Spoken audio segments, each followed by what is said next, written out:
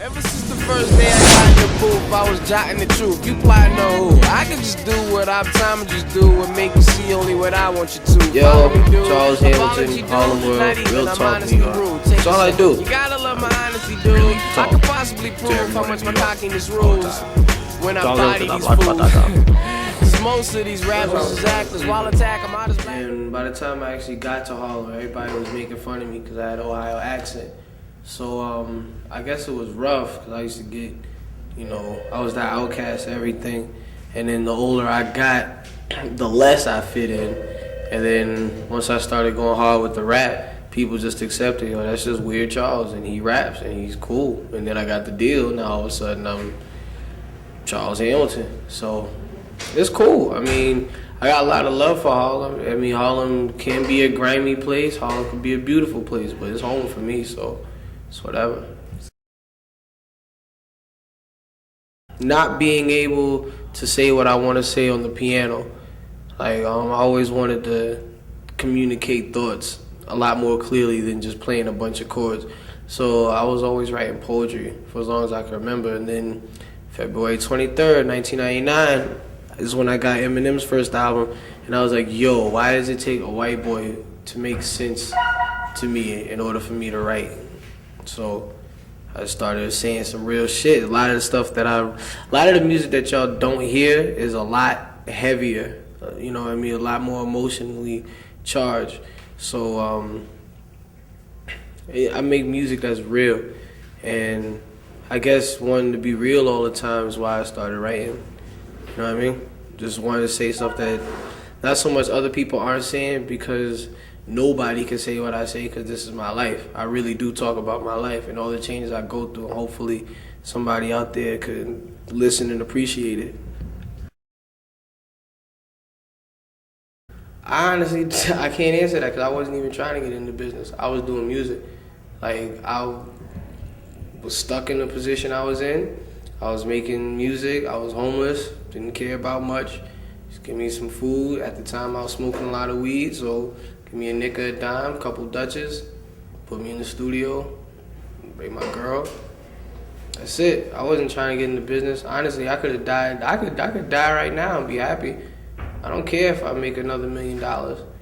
All I want is a Grammy. But since I know that my dreams have already coming true, like I'm already kind of in a house and living somewhere, that's all that matters to me. So I wasn't trying to get into the business. So I guess the right people heard the music and they did what they felt they should do when they feel like they have good talent on their hands.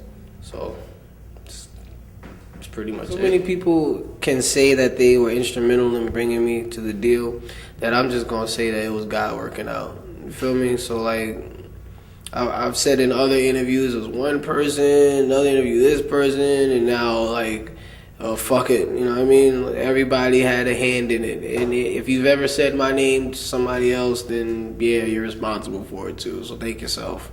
Shit. We're about to walk into the game. Kanye West, Charles Hamilton rapping, freestyling, doing that thing. Watch.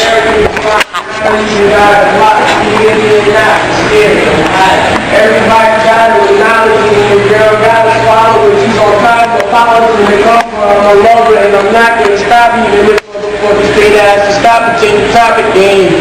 Hey yo, you know what I'm saying? You know what you can't feed them because they feed is caught up in the abortion. And me, this is a sport and y'all niggas ain't enjoying it. You're more like sport and rap. You heard what this nerd said off the top of the nerd's head, and I ain't smoking bud yet. And if I had a bud, I'd be laughing, son. Doesn't matter. I got 6 packs of them like an abdomen. Like an abdomen.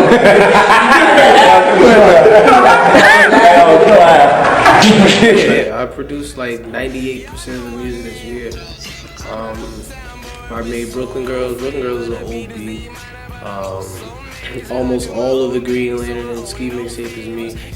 Like if it's not, I'll otherwise say so on the track. But yeah, production, like I really love producing because it takes a lot to be able to produce a record and to know where you want to go next with your musical vision, as opposed to just getting a beat from a producer and doing whatever. Like you have to really be aware of all the sounds in the record in order to make it.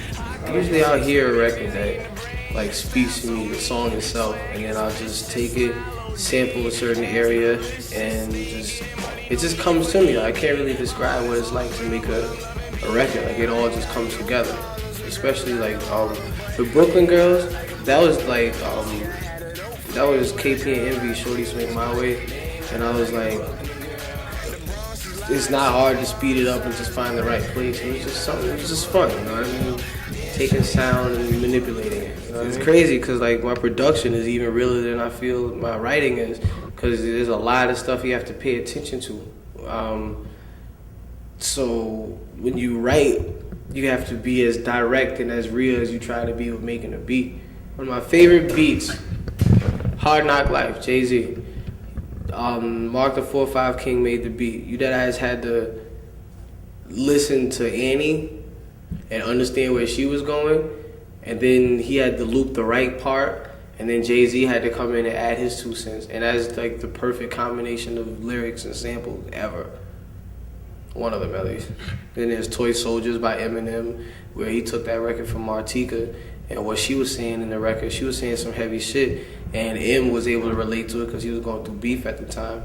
So it's a lot. It's being smart about listening to music, being inspired by it, and making it some real shit. You definitely have to know what you're doing, but you have to feel it as well. Like, learning the equipment is one thing, but knowing what to do with sound is another. That's why I give a lot of props to Dre, because he knows what to do with sound. Like, my favorite hip-hop producer is J Dilla, hands down. At the same time, my favorite producer is Quincy Jones, and my favorite musician is Thelonious Monk. So you have to be able to analyze you have to know what you're gonna do next before you start on. You gotta know what your finished product you want it to sound like. Then you gotta know what you're gonna do next before you get to your finished product. Then you have to already anticipate criticism for your finished product.